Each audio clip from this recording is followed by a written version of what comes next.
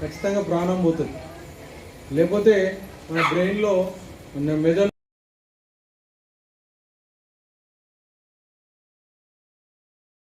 ఇస్తున్నాడు. అదేవిధంగా తాగుడుకు బానిస అయితే ఏ విధంగా ఆరోగ్యం ఖరాబ్ అవుతుంది. అదేవిధంగా ఇప్పుడు జరుగుతున్న సైబర్ నేరాలు, మన అకౌంట్లలో నుంచి డబ్బులు ఏ విధంగా పోతున్నాయి. అదేవిధంగా ఒక ఆడపిల్లను లేకపోతే మహిళల పట్ల మనం అసభ్యకరంగా ప్రవర్తిస్తే ఎలాంటి శిక్షలు ఉంటాయి. అదేవిధంగా రోడ్డు పైన మనం డ్రైవింగ్ చేసుకుంటూ పోతుంటే తాగి డ్రైవింగ్ చేస్తే ఏ విధంగా మనం ప్రమాదాలకు గురవుతాము.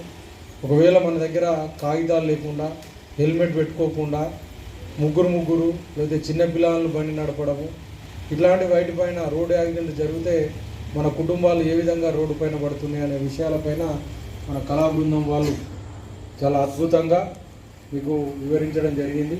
అదేవిధంగా వారు చెప్పిన విషయాలన్నీ కూడా మనలో ప్రాక్టికల్గా సమాజంలో జరుగుతున్న విషయాలు ఇవన్నీ కూడా మనం చూస్తూనే ఉన్నాం. ఒక తల్లిదండ్రులను కొంత వయసు వచ్చేదాకా వాళ్ళు సంపాదిస్తారు, వాళ్ళు కష్టపడి కూలి పని పోయి ఓ రోజు ఒక 500 తెస్తారు అంటే వారిని మంచిగా చూసుకునేది. వాళ్ళకి ఏదన్నా చిన్న రోగం వచ్చో లేకపోతే కాళ్ళు చేతులు కొంచెం ఇబ్బందులు పడో ఇంట్లో కూర్చున్నారంటే ఇక కోడలు కానీ కొడుకు కానీ లేకపోతే బిడ్డ కానీ అల్లుడు కానీ మనవాళ్ళు మనవరాలు ఏ విధంగా తిడుతూ ఉంటారు అనేది మనం రోజు చూస్తూ ఉన్నాం. మన వాడలలో కావచ్చు, మన ఏరియాలో కావచ్చు. అలాంటివి చేయడం వల్ల మన సంబంధాలు, మానవ సంబంధాలు ఏ విధంగా దెబ్బతింటున్నాయి అనేది ఈ విధంగా ఈ ఏరియాలలో చాలామందికి అందరికి కూడా సైకిళ్ళు అనేవి తక్కువైపోయినాయి. అందరూ కూడా 2 వీలర్స్ బైకులు కొనుక్కున్నారు. అదేవిధంగా ఆటోలు ఉన్నాయి, ట్రాలీ ఆటోలు, గూడ్స్ ఆటోలు ఉన్నాయి. అందరూ కూడా బండ్లు నడుపుతూ ఉన్నారు. మీ అందరికి కూడా చాలామందికి 70% మందికి మీకు డ్రైవింగ్ లైసెన్స్ లేదు. మీరు డ్రైవింగ్ లైసెన్స్ ఇప్పుడు నీకు డ్రైవింగ్ చక్కగా చేయొస్తే మీకు డ్రైవింగ్ లైసెన్స్ ఇచ్చే పరిస్థితి ఇప్పుడు. ఇంతకుముందు అయితే 10వ తరగతి చదివితేనే డ్రైవింగ్ లైసెన్స్ వచ్చేది. ఇప్పుడు అది అవసరం లేదు. నువ్వు వాళ్ళు పెట్టిన కండిషన్స్ పర్ఫెక్ట్గా పాస్ అయినవు అని అంటే నీకు డ్రైవింగ్ లైసెన్స్ వస్తుంది.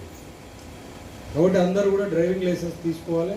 తర్వాత ఆ డ్రైవింగ్ లైసెన్స్తో పాటు బండి కండిషన్లు ఉందా లేదా, అది ఫిట్నెస్ ఉందా లేదా అనేది చెక్ చేసుకోవాలి. దానికి ఇన్సూరెన్స్ ఉందా లేదా చెక్ చేసుకోవాలి. రిజిస్ట్రేషన్ ఉందా లేదా అనేది చెక్ చేసుకోవాలి. 2 వీలర్ మీద బైక్ మీద పోతున్నారంటే ఖచ్చితంగా హెల్మెట్ పెట్టుకోవాలి. హెల్మెట్ లేకపోతే ఖచ్చితంగా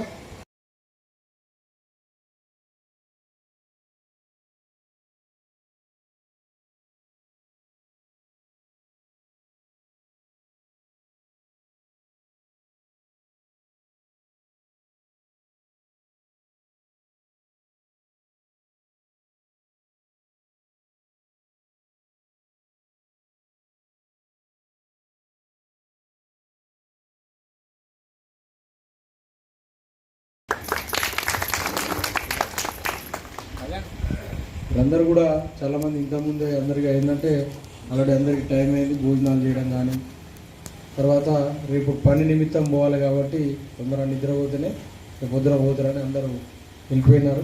ఇంతకుముందు వచ్చి చూసినప్పుడు చాలామంది ఒక 100, 150 మంది, 200 మంది దాకా ఇక్కడ అందరూ కూడా కూడా ఉండే. సరే వీళ్ళందరూ కూడా పని నిమిత్తం వెళ్ళేటోళ్ళు కాబట్టి మన వాళ్ళు ఎవరైతే కళాబృందం వీళ్ళందరూ కూడా పోలీస్ సిబ్బందే, వీళ్ళేదో బయట నుంచి వచ్చిన కళాకారులు కాదు. మన పోలీసు స్టేషన్లలో ఏ విధంగానైతే కానిస్టేబుల్గా పనిచేస్తున్నారో అదేవిధంగా ఈ సిబ్బంది అందరూ కూడా పోలీస్ డిపార్ట్మెంట్ చెందిన వాళ్ళే. వీళ్ళందరూ కూడా పాటలు రాసి ప్రజలు మోసపోతున్న విధానాన్ని కావచ్చు, మానవ సంబంధాలు ఏ విధంగా దెబ్బతింటున్నాయి, తల్లిదండ్రుల కొడుకులు